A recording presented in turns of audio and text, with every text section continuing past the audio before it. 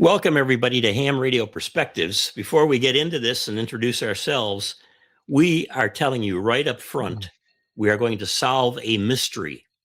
And the mystery is, why is it that foreign companies, we'll call them international companies, not located primarily in the U.S., have been able to do so well in taking over the HF rig market, the VHF, UHF rig market, but they have not been able to take over a market that is held strongly by U.S. companies. And that is what we're calling the classic or legacy antenna for HF. That's not just a wire antenna. Those can be made inexpensively, but uses real metal. And we did some initial research, and we found out there are 12 such companies. Two of them have passed away. We won't talk about them today. We might do something on them later, why they did fail. But we've got companies, 10 of them, that are still out there, been acquired differently by different people and so on. But they are rocking and rolling in spite of international competition. So this is an interesting thing that we're going to look at. We're going to explain at the end why we think these companies are still going strong. I am Quin, K8QS. And I'm Tom, WA9TDD. I'm Stuart, WA5US. And Stuart is a fantastic researcher who's helping us on this channel right now. So let's go. 10 classic U.S. ham HF antenna makers and why they survived. And you put this list together for us. So tell us the rundown here, Stu. Well, as you can see on the slide, there's 10 of them. And they range from high gain all the way through gap. And these are 10 that are still in business after 60 to 70 years. So all U.S. manufacturers. Just amazing that we can do this. So let's look at some of these. High gain, Tom, what do you think about when you think about high gain? Okay, well, high gain comes from Lincoln, Nebraska, 1949. Their famous TH7DX tribander is a legacy antenna in the ham radio field. They are now part of ITU, which is in Lebanon, Indiana. They've acquired the brand from MFJ, and they've been in business for 77 years and still counting. Yeah, you mentioned Lebanon. Are they in Lebanon or Linton? No, Linton. Linton. Okay, that's what I thought. And that's not too far away from you. So we're going to send you over there as a reporter to get the skinny on what's happening with high gain. But long time company doing a lot of great stuff. And Tom, what about Cushcraft? Okay, Cushcraft, again, another long-term company in business from Manchester, New Hampshire, founded in 1954. They manufacture multi-band beams. They are also part of ITU now in Linton, Indiana, as of 2026. Another acquisition from MFJ, and they've been in business for 72 years and counting also. Yeah, bless their soul, ITU, for picking up these two brands. We're excited to see what they do. And these two brands have been, generally speaking, I would say, compared to most of them we have here, less expensive. And so they'd be a little more vulnerable to international competition. But so far, so good. What about Mosley, Stu? Well, Mosley is another old one that's been around since 1951, which is about 3 years after I was born. And it's still here today. I think it started in St. Louis, but it's still in Missouri. It's in Union now. But very, very popular antenna. Also a very affordable antenna. Most famous antenna were the Trapmaster series, the TA33 tribander to be exact. So this is one of the stars of U.S. manufacturing. And they had the junior too, the TA33 junior, right? They did indeed, yes. Yeah, and those of us who couldn't afford the full 33 might go with that one. Telrex, Tom, what about Telrex? Oh, that Asbury Park, New Jersey, 1946. They produce a 3-element Yagi. They're represented by DX Engineering as of 2003, and almost 80 years in the business, 79 years and counting. Almost as long as me. They've got a little bit different of a system how you tune those elements, but they're known. It's known as a great antenna. All their antennas, Telrex and They support the antenna well and wind and everything else. The Hustler, I'm going to take because I had so much fun with Hustler from Cleveland, Ohio in 57. You know, those 4 BTV and the rest of them, all the BTVs. You got to get your BTVs lined up. These are the vertical series that they make with traps. They went from Kissimmee, Florida in 79 to Mineral Wells, Texas in 85, 69 years and counting. And I've used the 2 actually different versions of the 4 BTV. That means 4 band vertical. But they also make the 6 BTV for 10, 15, 20, 30, 40, 75. And you can get the 80 meter lug for the 6 band trap vertical. I mean, this is an amazing thing. The same thing with the 5 BTV for 5 bands. And then you can add the lug and the 4 BTV, and then the 30 MTK, which is a 30 meter trap kit that you can put on for the 4 BTV and the 5 BTV to get those working on more bands. Cubex quads, Stu. Oh, yes. Well, they started in California, and in 1957, another early start. And they were very famous for their MX series and their Skymaster. Apparently, they had a DIY kit. I didn't know that. But the company's been sold over the years, moved to Florida. I think, Tom, you're in Florida occasionally. And they went back to Michigan, where you are, Quin. And now they're in Oklahoma. So despite all of that, they're still in business. And I used to see them mainly, CBers used to have them in their backyards for CBs. Yeah. But Tom, what about KLM? I think KLM, I think of quality, man. KLM, I think of Netherlands Airlines, but this is KLM Electronics, and they're from Morgan Hill, California, established in 1976.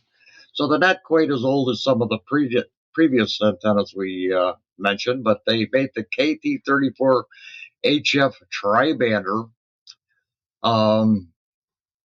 the M2 from Fresno, California in 1985, and they've been in business 50 years and counting.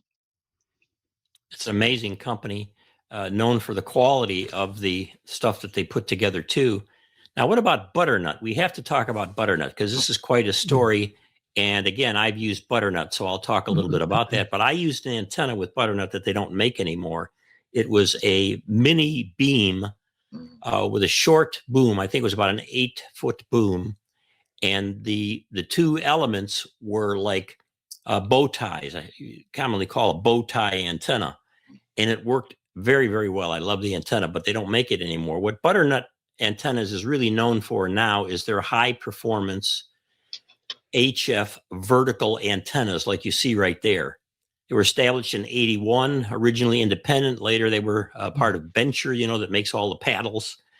And the product line now is manufactured and supported with parts and all from DX Engineering. So it's going to be around. But they are famous for making these verticals that don't have traps and presumably are higher efficiency multi-band verticals. So they have popular models like the HF9V, covers 80 through 6. It's 26 feet tall. The HF6V 6-band, the HF2V, it's a very specialized antenna, this HF2V, for 40 and 80 meters, but it's expandable to 160 meters. Force 12, Stu.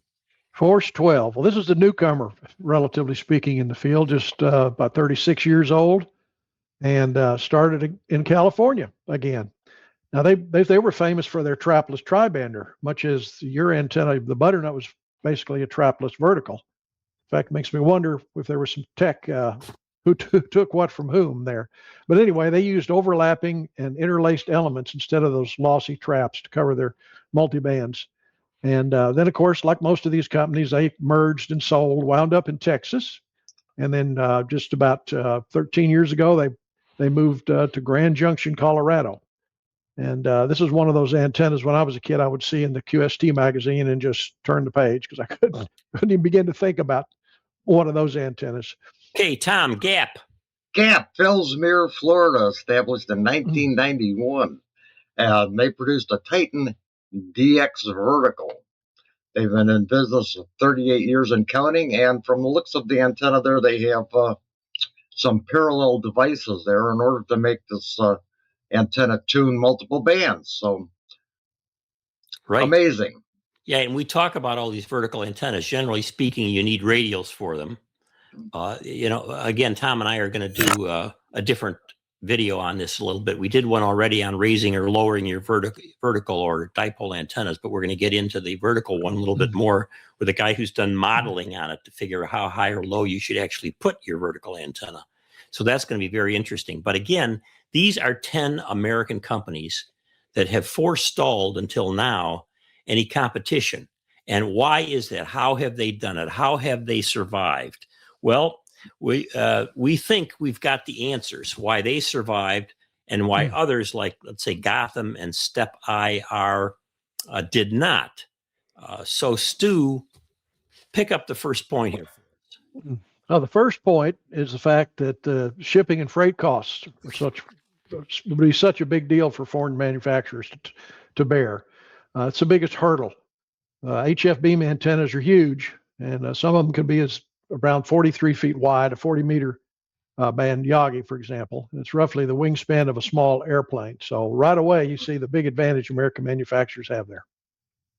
Well, in addition to that, you have the cost of shipping heavy bundles of 10 to 20-foot aluminum extrusions internationally requires freight shipping. When you add international freight, customs, clearance fees, import tariffs, and the cost of a foreign antenna can easily double what you would pay for an American-made product. Plus, you've got the damage risk of long aluminum tubes are highly susceptible to bending and damage during complex international transit. Keeping transit purely domestic reduces both cost and risk. Right. And then the second major point here is after-sales support and what we call the storm factor. High-end HF beams and towers involved are major investments, often running $2,500 to $5,000 and way beyond that. When a severe windstorm or ice storm inevitably bends an element or breaks a bracket or whatever, hams need replacement parts. And we all know how difficult this has been with, let's say, regular rigs and to some extent amplifiers and all with the international companies. Sourcing a single piece of custom machined aluminum or specific trap for a domestic manufacturer is relatively easy and cheap. We talked about that a little bit with somebody like DX Engineering picking up an antenna company and then continuing to supply the parts domestically. Also trying to process a warranty claim or order a replacement 12-foot aluminum tube, let's say from Europe or Asia. It's a logistical nightmare due to shipping costs involved. So all of this has helped our domestic companies. And Stu, what's next? Well, if those weren't enough reasons, the next reason is the size of our market, the economy of scale. Because North America has the largest dominant region of amateur radio enthusiasts. There's 775,000 amateurs just in the United States, something huge. Anyway, because the primary buyers are right here in the U.S., companies have a built-in economy of scale. They can design, prototype, and manufacture these products locally and don't have to rely on any foreign manufacturers or shipping to survive. Right. And in addition to that, you've got premium materials and you've got legacy engineering. We're showing almost 80 years of continuous engineering on these antennas. And the U.S. companies have learned, high quality engineering. They heavily market the use of premium aerospace grade aluminum like a 6061 T6, UV resistant plastics, heavy duty stainless steel hardware, because foreign competitors can't easily compete on price, mainly due to shipping costs. U.S. companies are focused on dominating the premium tier, building highly durable antennas that are meant to stay on a tower for decades. Yes, and hence they may be more expensive, but with that engineering and support at all, it's great. Finally, number 5 is what we're calling niche technological innovations, niche. Rather than just making standard aluminum tubes, U.S. companies have driven high-end innovations that operate that operators are willing to pay top dollar for. And when we showed you these antennas and talked about them a little bit, you can see how they differ because of the niche innovations going on here. These are often proprietary innovations that are hard for overseas competitors to clone effectively while still keeping shipping and production costs low. Hard to sue somebody overseas, but the legal aspects of it are important too. So what we've done here is to try to answer the question, why is it that in this area of metal HF antennas, the U.S. companies continue to do well? And 10 big ones out there that survived, even though they've been moved and sold and resold and so forth.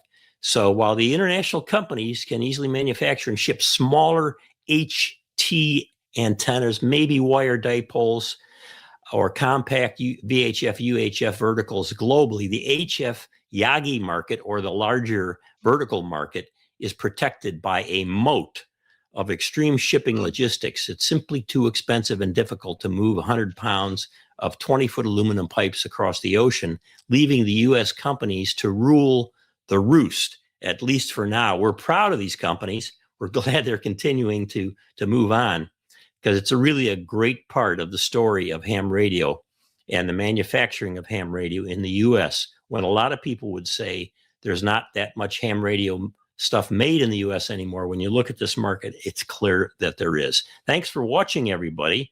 This is Ham Radio Perspectives. Please subscribe, give us a thumbs up, put some comments down below. If you think we got anything wrong, straighten us out on it. If you represent one of these companies and you want us to interview you and talk about the product, hey, there's no fee on that. We're happy to do it, as long as it's informational, informative for hams out there. So thanks, everybody. I'm Quin, K8QS. I'm Tom, WA9TDD. I'm Stuart, WA5US. Thanks for tuning in, everybody.